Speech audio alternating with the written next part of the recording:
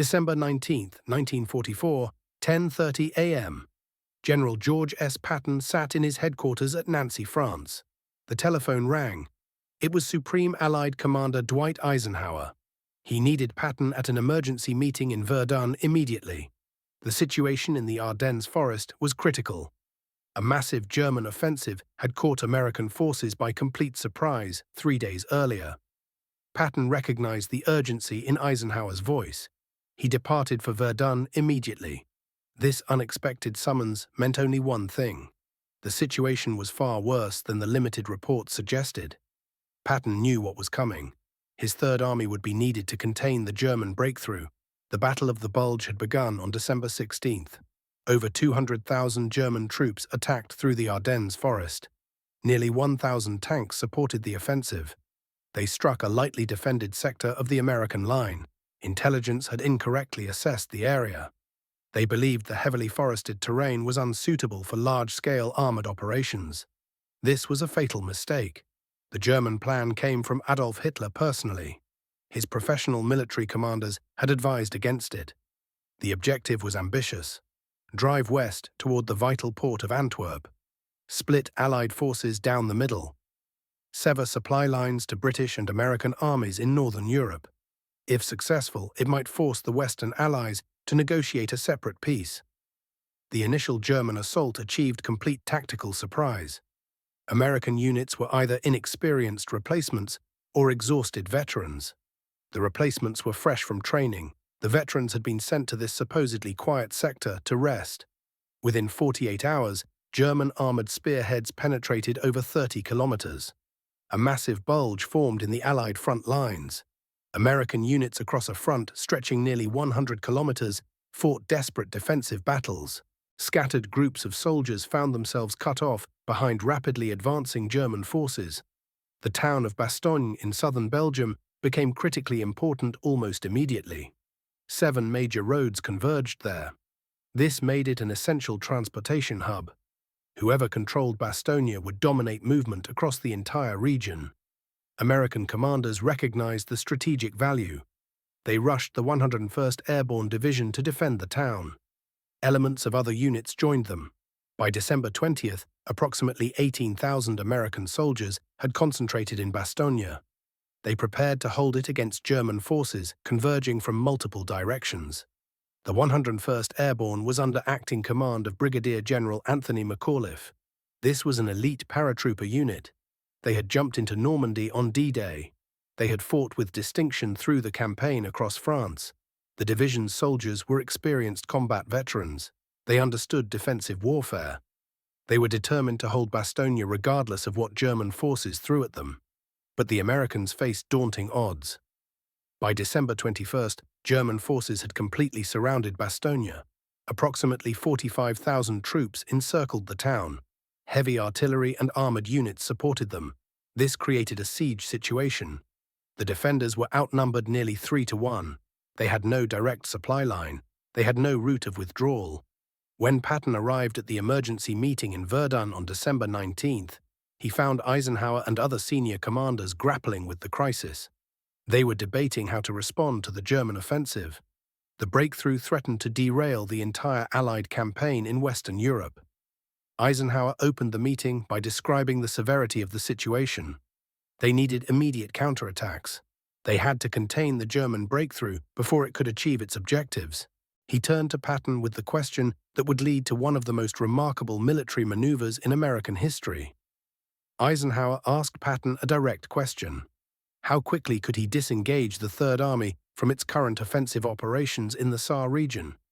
Could he pivot the entire army 90 degrees to the north? Could he launch a relief attack toward Bastogne to break through the German encirclement? Could he rescue the surrounded American forces? This was an almost unprecedented request. It required moving an entire field army. Over 250,000 soldiers, 4,000 trucks, hundreds of tanks. They would have to cross a completely different axis of advance. They would have to maintain combat readiness simultaneously. They would have to maintain logistical support.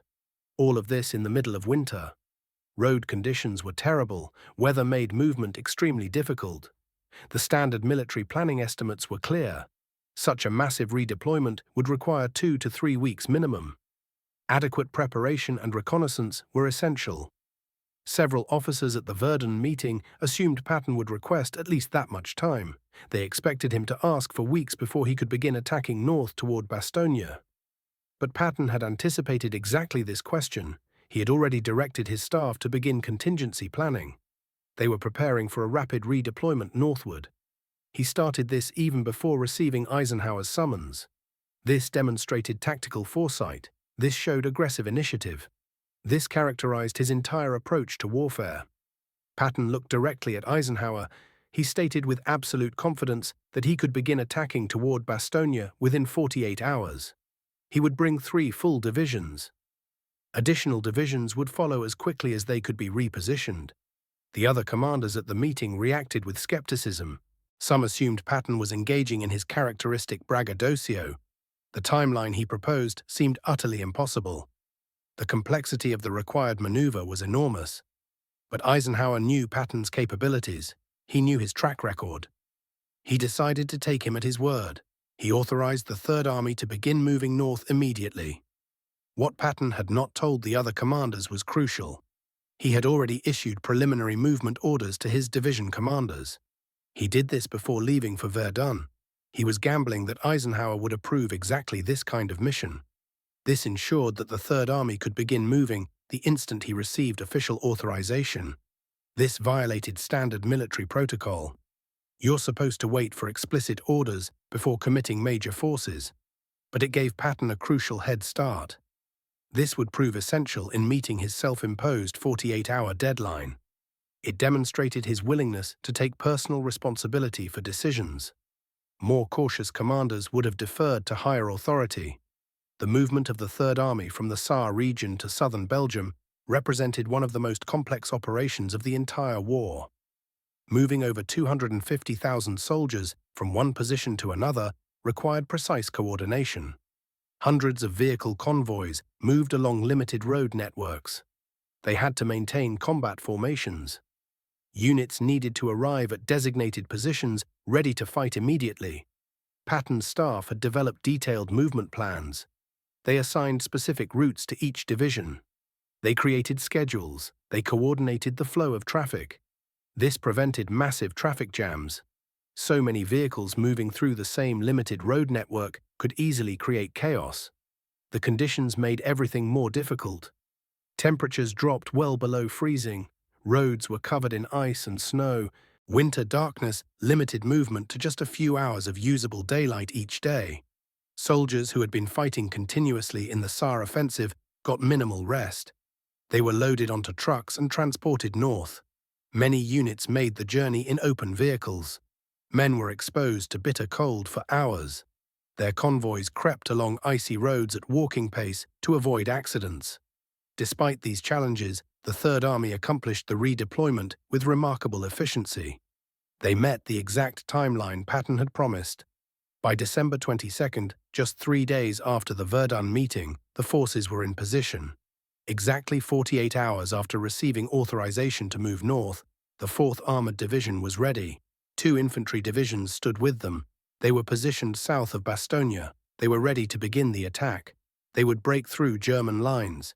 They would relieve the besieged garrison.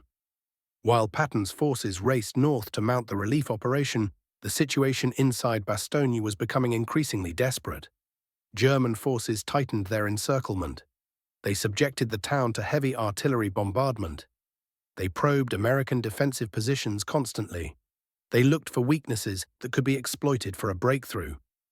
The American defenders were running low on ammunition and medical supplies. They had minimal winter clothing.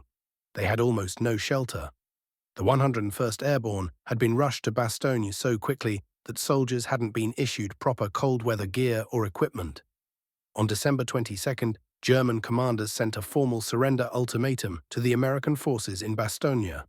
They delivered a written message under flag of truce. It described the hopelessness of the American position. It demanded immediate surrender to avoid needless bloodshed. The German message was carefully crafted in formal military language. It emphasized that resistance was futile. Honorable surrender was the only rational option. The German officers who delivered it expected the Americans to recognize reality. They expected them to capitulate rather than face certain destruction. General McAuliffe was awakened from a brief nap to read the German surrender demand. His initial response to his staff was incredulous. He asked if the Germans were serious. Did they really expect the 101st Airborne to surrender? When his officers confirmed that the ultimatum appeared genuine, he sat down to compose a response. It required an immediate reply. McAuliffe struggled briefly to find words. How could he adequately convey his feelings about the German demand? Then he decided. A single word captured his sentiment perfectly. McAuliffe's complete written response to the German surrender ultimatum consisted of just one word: nuts. The official reply was typed on a single sheet of paper. It was delivered back to the waiting German officers. They were utterly confused by the response. Nuts was American slang. It had no direct translation into German. They genuinely did not understand what it meant. The American officer delivering the response eventually explained in clearer language. It meant the same as "go to hell." The 101st Airborne had absolutely no intention of surrendering. Not under any circumstances. The nuts response became instantly legendary among American troops. Word spread through radio communications. It perfectly captured the defiant fighting spirit that characterized American resistance throughout the Battle of the Bulge. Despite being outnumbered and surrounded, McAuliffe's single-word reply demonstrated determined courage. It inspired soldiers to continue fighting even when their situation seemed hopeless. It stood in stark contrast to the formal military language of the German ultimatum. It showed how differently the two sides approached warfare.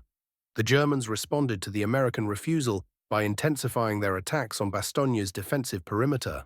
They launched coordinated assaults supported by armor. They aimed to overrun American positions before Patton's relief force could arrive. The fighting around Bastogne during December 23 through 25 was brutal and desperate. German forces made repeated attempts to break through American lines. The defenders fought from hastily prepared positions. They had dwindling ammunition. They were under constant artillery fire. Weather conditions during this period were terrible. Heavy snow fell. Dense fog covered everything. This grounded Allied aircraft. It prevented the air supply drops that American forces desperately needed. It prevented the close air support they required. The inability to resupply Bastogne by air had severe consequences. Defenders rationed ammunition carefully. In some cases, they resorted to capturing German weapons and ammunition to continue fighting. Medical supplies were so scarce that doctors performed surgery without adequate anesthesia. They used parachute silk for bandages. On December 26 at 4:45 p.m., a breakthrough occurred. Lead elements of Patton's 4th Armored Division broke through German encirclement lines. They made contact with American forces defending Bastogne's southern perimeter. The siege was over. A supply corridor opened. Desperately needed ammunition, food, and medical supplies could now reach the garrison. The relief of Bastogne came exactly 1 week after Eisenhower's phone call to Patton. Just 7 days after the Third Army began its unprecedented rapid redeployment. Patton's seemingly impossible promise had been fulfilled. It happened through remarkable staff work, through aggressive leadership, through extraordinary effort by thousands of soldiers. They had accomplished what military textbooks said could not be done. The meeting between Patton and McAuliffe when the relief force reached Bastogne was characteristically casual. Despite the dramatic circumstances, McAuliffe greeted Patton with a simple statement. "Glad to see you, George." Patton responded with his trademark wit. He said he had understood the 101st was surrounded. How had they managed to make contact with his relieving force if they were truly encircled? This brief exchange captured the mutual respect between two aggressive commanders. Both understood that bold action, rather than cautious defense, had saved Bastogne. It had maintained American control over the critical road network. The relief of Bastogne did not end the Battle of the Bulge. The battle continued for several more weeks. American and British forces gradually pushed German spearheads back toward their original positions, but it marked the critical turning point. Allied commanders recognized that the German offensive had failed to achieve its objectives. The initiative had shifted permanently back to Allied forces. The successful defense of Bastogne denied German forces access to the road network they needed to sustain their advance. The rapid arrival of Patton's Third Army demonstrated something important. American forces had recovered from the initial shock of the surprise attack. They were capable of mounting effective counter-offensive operations. The military significance of Patton's relief operation extended far beyond the immediate tactical success. He saved 18,000 soldiers from capture or destruction. But the impact was much larger. The rapid 90-degree redeployment of the Third Army demonstrated capabilities that fundamentally changed military thinking. It changed how planners thought about operational mobility. It showed the speed with which modern mechanized armies could respond to unexpected threats. Patton moved over 250,000 soldiers, plus all their equipment and supplies, across a completely different axis of advance in just 48 hours, while maintaining combat effectiveness. This was unprecedented in military history. It established new standards for what well-led forces could accomplish under extreme pressure. The operation also vindicated Patton's aggressive leadership style. His insistence on maintaining constant offensive pressure was proven correct, even when circumstances seemed to favor defensive operations. His Third Army executed the rapid redeployment precisely because Patton had kept his forces in constant motion. He had trained his commanders and staffs to plan and execute complex maneuvers quickly. Without extensive preparation time, armies that adopt defensive mindsets cannot execute this kind of rapid response. They prioritize cautious planning over bold action. The Bastogne relief demonstrated that aggressive, well-trained forces operating under decisive leadership can accomplish seemingly impossible missions. The Battle of the Bulge cost American forces heavily. Approximately 19,000 were killed. Over 60,000 were wounded. This made it one of the bloodiest battles Americans fought during the entire war. But the casualties would have been far higher if Patton had not moved as quickly and decisively as he did. The strategic situation would have been far worse. His rapid response contained the German breakthrough. It relieved surrounded forces. The speed of the Third Army's response prevented German forces from exploiting their initial success. It prevented them from reaching objectives that would have seriously compromised Allied supply lines. It potentially delayed the final defeat of Germany by months. For the soldiers who fought at Bastogne, the experience became a defining moment. Both the defenders who held out against overwhelming odds and the relieving forces who broke through German lines to save them. The experience shaped their entire military service. It became a source of pride that lasted throughout their lives. Veterans of the 101st Airborne who survived the siege wore their Bastogne service as a badge of honor. Members of Patton's Third Army took particular satisfaction in having accomplished a mission that military professionals had considered impossible. The strategic lessons of Bastogne have been studied extensively by military professionals worldwide. They focus on the importance of maintaining mobile reserves, the value of aggressive counterattack over passive defense, the critical role of decisive leadership in exploiting fleeting opportunities. These lessons have been incorporated into doctrine and training programs for armies around the world. The operation demonstrated something crucial. Well-prepared forces under aggressive leadership can achieve remarkable results in very short timeframes. Conventional estimates of what is possible often underestimate what determined soldiers can accomplish. When properly led and motivated, General McAuliffe's nuts response to the German surrender ultimatum became one of the most famous quotations from World War II.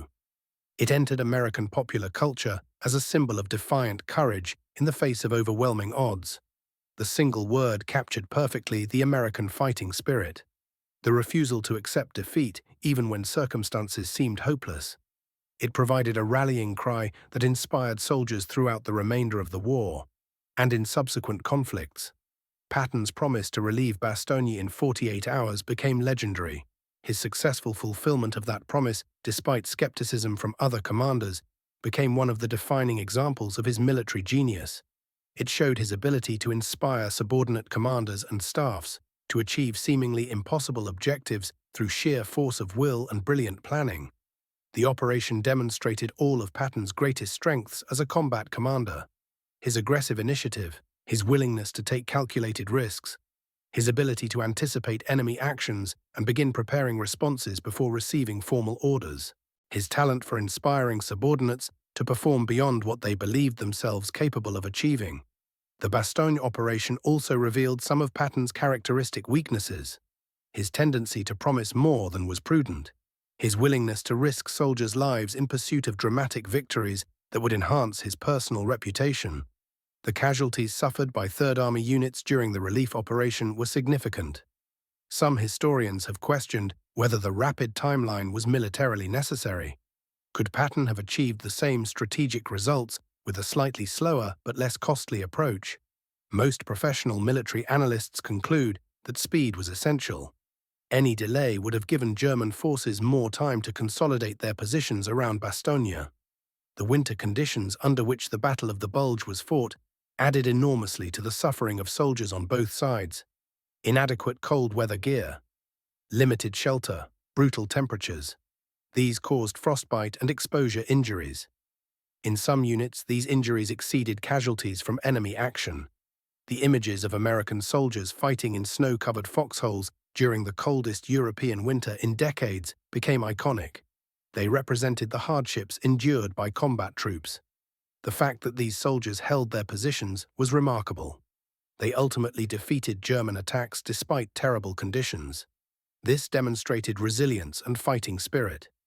The relief of Bastogne on December 26, 1944, represented not just a tactical victory. It was a symbolic triumph. It demonstrated American determination and military capability. The surprising German offensive had created doubts about Allied plans. It raised questions about whether the war would be won as quickly as optimistic predictions suggested. The successful defense and relief of Bastogne helped restore confidence. It showed that Allied forces remained capable of defeating German attacks. It showed they could maintain the offensive momentum that would ultimately lead to victory in Europe.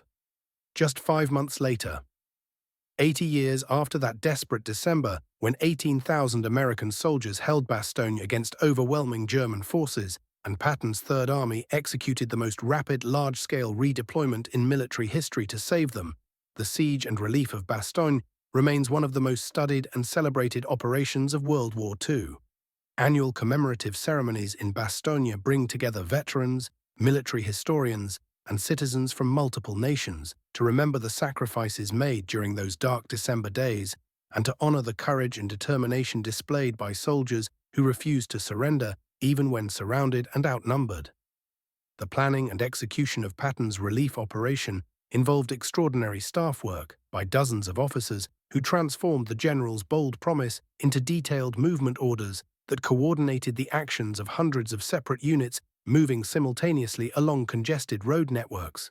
Colonel Paul Harkins, who served as Patton's deputy chief of staff, later described the planning process as the most intense and demanding 48 hours of his entire military career, with staff officers working continuously without sleep to calculate movement times, assign routes, coordinate fuel and ammunition resupply points, and ensure that units arrived at their attack positions in proper sequence and combat-ready condition.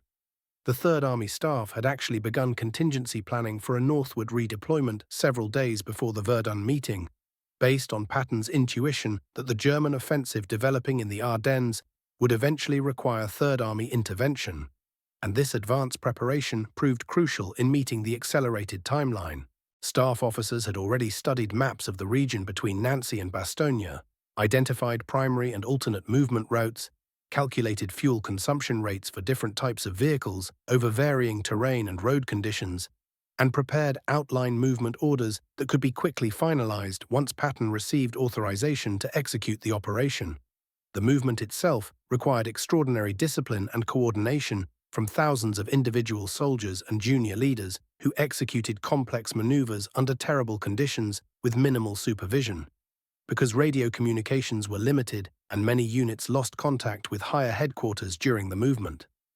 Truck drivers navigated icy roads in darkness without headlights to avoid attracting German air attack. Convoy commanders made split-second decisions about alternate routes when they encountered blocked roads or disabled vehicles, and unit leaders maintained formation integrity despite countless opportunities for units to become separated or lost. The 4th Armoured Division, which would ultimately break through to Bastogne and end the siege, faced particularly difficult movement challenges because armoured units consumed enormous quantities of fuel and required continuous maintenance to keep tanks and other tracked vehicles operational over long distances. Division maintenance companies worked around the clock during the movement north, performing emergency repairs on vehicles that broke down, and fuel trucks made multiple trips shuttling gasoline forward to refueling points where tank units could top off their fuel tanks before continuing toward their attack positions. The infantry divisions moving north faced different challenges related to keeping soldiers warm and combat effective during the movement when men were packed into open trucks without adequate cold weather gear and exposed to freezing temperatures for hours at a time. Medical officers treated hundreds of cases of frostbite and exposure during the movement, and some soldiers arrived at their attack positions physically exhausted from cold and lack of sleep, even before entering combat. Inside Bastogne during the days before relief arrived, the 18,000 defenders faced deteriorating conditions as German artillery bombardment destroyed buildings and created a landscape of rubble that provided some cover, but made movement dangerous and complicated medical treatment of wounded soldiers. The town's civilian population of approximately 2,000 people was trapped alongside military defenders, with many civilians taking shelter in the town's medieval cellars, where they huddled together for warmth and protection from shell fire. Medical facilities in Bastogne operated under impossible conditions, with surgeons performing operations in makeshift field hospitals without adequate supplies of blood plasma, antibiotics, or anesthetics.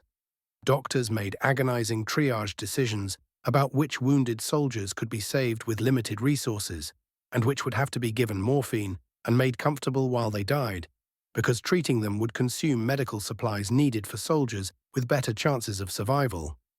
The medical personnel's dedication under these circumstances was extraordinary, with doctors and nurses working continuously for days, treating hundreds of casualties while themselves suffering from exhaustion, cold, and the psychological toll of making life and death decisions with inadequate resources.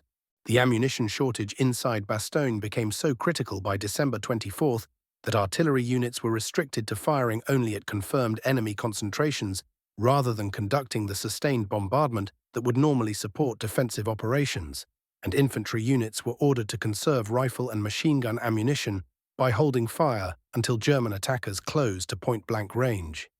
This forced American defenders to allow German forces to approach much closer than tactical doctrine recommended before engaging them, increasing the psychological stress on soldiers who had to watch enemy troops advancing, while restraining their natural impulse to open fire immediately.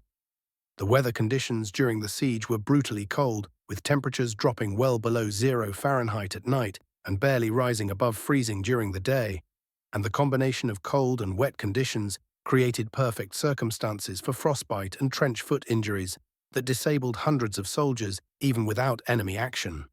Soldiers in foxholes and defensive positions tried to maintain circulation and warmth by exercising in place and sharing body heat with companions, but many still suffered cold injuries that required evacuation and treatment. On December 23rd, the weather finally cleared enough to allow Allied aircraft to conduct supply missions over Bastogne, and C-47 transport planes began dropping parachute bundles containing ammunition, medical supplies, and food that enabled defenders to continue fighting and treating wounded. The sight of hundreds of parachutes descending over the besieged town provided an enormous morale boost to American soldiers who had felt increasingly isolated and abandoned, and the arrival of supplies allowed commanders to resume more aggressive defensive tactics without fear of running completely out of ammunition. The German perspective on the Bastogne siege involved frustration that such a relatively small American force could tie down so many German troops and deny them access to the critical road network that their offensive desperately needed. German commanders recognized that continuing to pound Bastogne with artillery and launch infantry assaults was consuming resources and time that should have been devoted to exploiting the initial breakthrough and driving west toward larger objectives, but they also understood that leaving a strong American garrison intact in their rear areas would create unacceptable risks to supply lines and communications. Some German officers advocated bypassing Bastogne entirely and continuing the offensive westward while leaving minimal forces to contain the American garrison, arguing that the town's strategic value was not worth the cost of reducing it by force. But Hitler personally insisted that Bastogne be captured before German forces advanced further west, believing that eliminating the American garrison was essential for securing the offensive's flanks and demonstrating German military superiority. The German attacks on Bastogne from December 22nd through 25th included some of the most intense fighting of the entire Battle of the Bulge, with German infantry and armor launching coordinated assaults against American defensive positions, while American soldiers fought from foxholes and improvised fortifications with decreasing ammunition and growing numbers of casualties. The fighting was often hand-to-hand when German attackers penetrated American lines, and both sides suffered heavy casualties in brutal close-quarters combat that showed no mercy to wounded or surrendering soldiers. German soldiers attacking Bastogne faced their own severe hardships, including inadequate winter clothing, dwindling fuel and ammunition supplies as Allied air attacks disrupted German supply lines, and growing demoralization as they recognized that American resistance was far stronger than their commanders had predicted. Many German units that had begun the offensive at full strength with high morale found themselves reduced to half strength and psychologically exhausted by the time they reached Bastogne, and their attacks lacked the coordination and intensity that characterized the initial German breakthrough. When Patton's 4th Armored Division began its attack northward toward Bastogne on December 22nd, it faced determined German resistance from forces that had been positioned specifically to block any American relief attempt. The division's advance covered only a few kilometers the first day, as German defenders fought skillfully from prepared positions and used the heavily forested terrain to channel American armor into killing zones where German anti-tank guns and Panzerfaust rockets could engage at close range. The fighting during the relief operation was costly for American forces, with the 4th Armored Division suffering over 1,000 casualties during the 4-day battle to cover the 40 kilometers from their start line to Bastogne.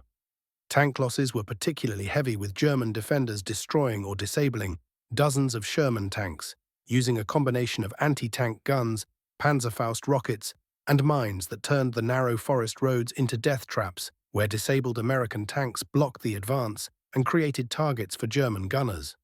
Despite these challenges, the 4th Armored Division maintained relentless pressure on German defensive positions, attacking continuously day and night and refusing to allow German forces time to rest or reinforce their positions.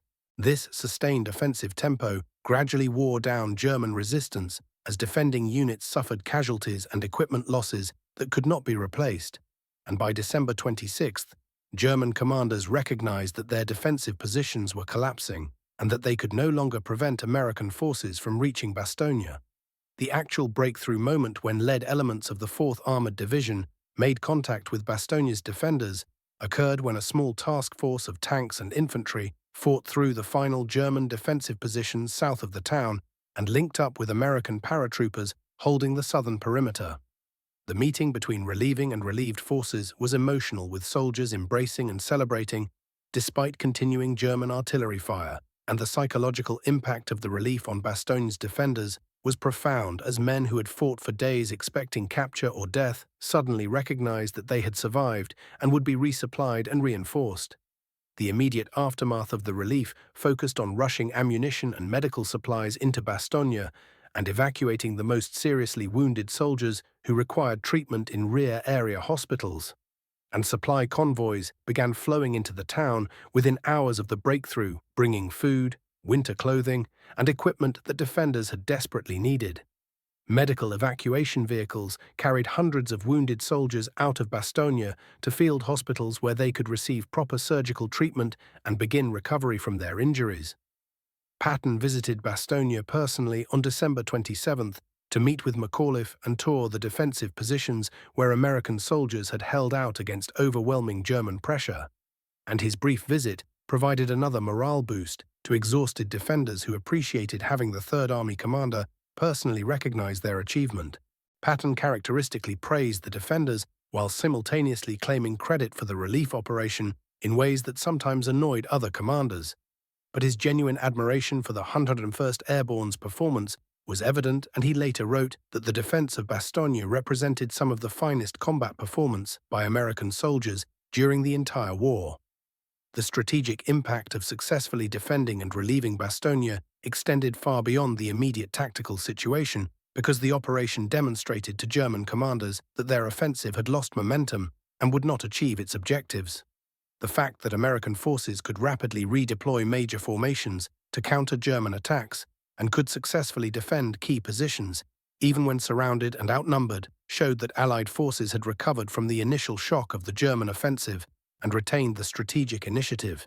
Hitler's insistence on capturing Bastogne rather than bypassing it proved to be one of several critical German strategic errors during the Battle of the Bulge, because the resources devoted to attacking the town would have been better used exploiting the initial breakthrough and driving deeper into Allied territory before American forces could establish coherent defensive lines. The delay imposed by Bastogne's defenders gave Eisenhower and other Allied commanders crucial time to rush reinforcements into the Ardennes and organize the counterattacks that would eventually eliminate the German salient. The human cost of the Bastogne siege and relief operation was significant, with American casualties totaling over 5,000 killed, wounded, and missing from the combined forces that defended the town and fought through to relieve it. German casualties were probably higher, though exact figures remain uncertain, and both sides lost substantial quantities of equipment, including tanks, artillery pieces, and vehicles that could not easily be replaced in the middle of winter operations. The lessons that military professionals drew from the Bastogne operation influenced American military doctrine and training for decades afterward, with particular emphasis on the importance of maintaining mobile reserves that can respond quickly to unexpected threats, the value of aggressive leadership that seizes initiative rather than waiting for perfect conditions, and the critical role of staff planning and logistics in enabling rapid operational responses. The operation became a standard case study in military staff colleges around the world as an example of how to execute complex maneuvers under extreme time pressure. The cultural impact of Bastogne, and particularly McAuliffe's nuts response, extended far beyond military circles into popular American culture, where the story became an iconic representation of American determination and fighting spirit. The single-word response captured perfectly the irreverent courage and refusal to submit that Americans like to believe characterizes their national character, and it provided a memorable soundbite that generations of Americans have cited when facing their own challenges and obstacles. For the veterans who fought at Bastogne, the experience created bonds that lasted throughout their lives, with survivors forming veteran organizations and holding regular reunions where they could share memories and honor fallen comrades. The 101st Airborne Division adopted "Nuts" as an unofficial motto, celebrating the unit's finest hour, and soldiers who fought in the siege wore their Bastogne service with particular pride, distinguishing themselves even among the elite paratroop community. The town of Bastogne itself has built its modern identity around the siege, with museums, memorials, and annual commemorations that keep the story alive for new generations and honor the sacrifices made during those desperate December days. The Bastogne War Museum, opened in 2014, provides comprehensive documentation of the battle using multimedia exhibits and preserved artifacts, and the site attracts hundreds of thousands of visitors annually who want to understand what happened during the siege and why it mattered. The military reputations of both Patton and McAuliffe were permanently enhanced by their performances during the Bastogne crisis, with Patton's rapid relief operation becoming his most celebrated achievement, alongside his spectacular dash across France earlier in 1944, and McAuliffe's defiant response to German surrender demands establishing him as a symbol of American military courage. Both men continued their military careers after the war, with Patton dying tragically in a car accident just months after Germany's surrender, and McAuliffe eventually rising to 4-star rank and serving as Army Vice Chief of Staff. The simple word "nuts" continues to resonate as a perfect encapsulation of American fighting spirit and the refusal to accept defeat, while Patton's 48-hour promise and its fulfillment stands as enduring testimony to what aggressive, well-led forces can achieve when they reject conventional limitations and embrace bold action. The lessons of Bastogne about courage, leadership, and the power of human determination over material disadvantage remain as relevant today as they were in December 1944, making this story not just historical documentation, but continuing inspiration for anyone facing seemingly impossible challenges. The post-war military analysis of the Bastogne operation by professional historians and military theorists has generally concluded that the operation represented near-perfect execution of operational art, combining strategic vision, tactical excellence, and logistical mastery in ways that maximized the advantages of American material superiority and organizational capability. The speed of Patton's response prevented German forces from consolidating gains from their initial breakthrough and demonstrated that well-trained professional armies operating under decisive leadership can execute complex maneuvers that doctrine and planning estimates suggest are impossible. Modern military forces studying the Bastogne operation focus particular attention on how Patton's staff transformed his bold promise into detailed executable plans in just hours, and how junior leaders throughout the Third Army exercised initiative and made independent decisions that kept the massive redeployment moving forward despite countless problems and obstacles. Contemporary military doctrine emphasizes mission-type orders that give subordinate commanders freedom to achieve objectives using their own methods, and the Bastogne relief operation provides classic examples of how this approach enables rapid response to changing situations. The operation also demonstrated the critical importance of prior training and rehearsal in enabling rapid execution of complex operations. Because the Third Army could execute the 90-degree pivot so quickly, precisely because Patton had repeatedly trained his units in rapid movement and aggressive maneuver during the preceding months of offensive operations across France. Units that had practiced rapid movement and maintained high operational tempo as standard procedure found the Bastogne redeployment challenging but achievable, while units lacking such training and experience would have required far more time to accomplish the same mission. The human dimension of the Bastogne story involving soldiers fighting in terrible conditions against overwhelming odds while maintaining cohesion and combat effectiveness speaks to fundamental questions about what enables military units to continue fighting when rational calculation would suggest surrender or retreat. Military psychologists studying unit cohesion and combat motivation have found that soldiers fight primarily for their immediate comrades and unit, rather than for abstract causes or ideological commitments, and the defenders of Bastogne demonstrated this principle repeatedly as men stayed in their positions and continued fighting largely because they would not abandon their fellow soldiers. The relationship between Patton and McAuliffe during and after the Bastogne operation reflected mutual professional respect between two aggressive commanders who both believed in taking bold action rather than adopting defensive mindsets, though their personal styles and approaches to leadership differed significantly. Patton's flamboyant theatrical approach to command emphasized dramatic gestures and inspirational speeches that motivated through force of personality, while McAuliffe's quieter, understated leadership style focused on calm professional competence and led by personal example rather than dramatic flourishes. The December 2024 80th anniversary of the Bastogne siege and relief operation has generated renewed interest in the story with new documentaries, books, and commemorative events, bringing attention to one of World War II's most dramatic episodes and introducing new generations to the courage and sacrifice displayed during those desperate December days. Veterans organizations and military history groups have organized special ceremonies and educational programs designed to ensure that the lessons and inspiration of Bastogne remain alive in collective memory. The broader historical significance of the Battle of the Bulge and the Bastogne operation within it relates to the battle's role as Germany's final major offensive operation of the war and the last serious threat to Allied plans for final victory in Europe.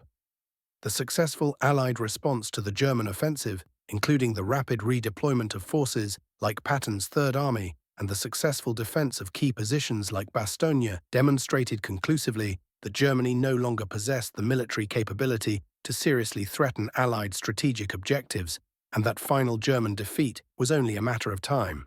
The human stories emerging from Bastogne continue to move people decades after the events occurred, with accounts of medics treating wounded under fire, soldiers sharing their last rations with wounded comrades, and officers making life-and-death decisions while themselves suffering from exhaustion and wounds, creating powerful narratives about human courage and sacrifice that transcend the specific historical circumstances. These individual stories of ordinary people performing extraordinary acts under extreme conditions provide the emotional core that makes the Bastogne story compelling not just as military history, but as human drama.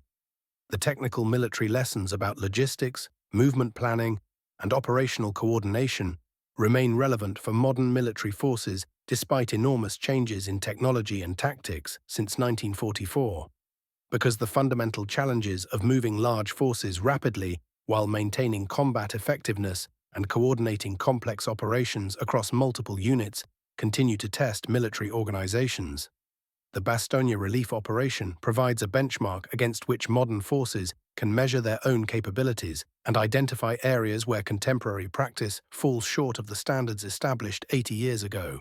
The enduring fame of the nuts response and its continued use in American popular culture as shorthand for defiant courage demonstrates how single moments can crystallize complex historical events into memorable symbols that carry meaning far beyond their original context. Maucaulife's one-word response became legendary precisely because it captured in perfect simplicity the spirit of resistance and refusal to submit that Americans want to believe characterizes their national character, and its crude informality made it more authentic and powerful than any carefully crafted formal statement could have been.